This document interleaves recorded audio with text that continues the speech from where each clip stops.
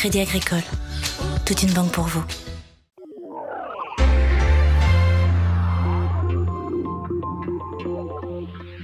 Là, nous sommes sur le plateau de la grande salle, avec ses 30 mètres de hauteur. Un des grands moments du chantier, c'est ça, c'est la refonte du grill. Alors le grill, c'est la partie qui est tout au-dessus de moi. C'est le dessus de scène, c'est ce qui permet de monter, descendre les décors, les éclairages, etc. Maintenant, ça va être entièrement informatisé. Évidemment, ça va être une partie que le public va pouvoir ressentir parce que ça nous permet d'accueillir toutes sortes de spectacles à Malraux, mais que le public ne verra pas à l'œil nu.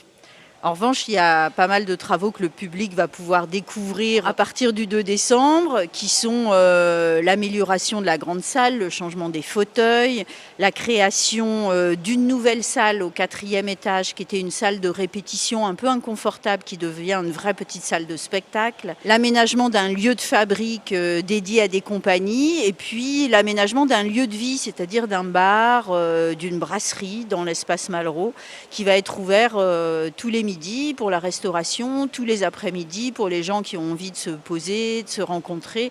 Alors, la rénovation, elle est portée par la ville de Chambéry. Elle est financée également par son agglomération, Grand Chambéry, et par un plan État-région.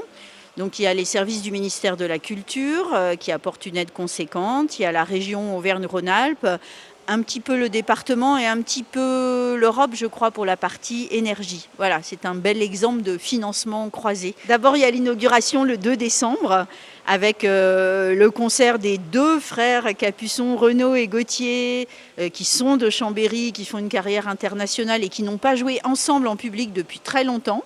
Donc c'est très important pour nous que ce soit eux, des artistes du territoire, qui inaugurent le lieu. Ce soir-là, le 2 décembre, il y aura aussi la présence de nos artistes associés, Fanny Dechaillet, Mohamed El Khatib, Sarah Murcia et Fia Ménard qui seront là pour performer.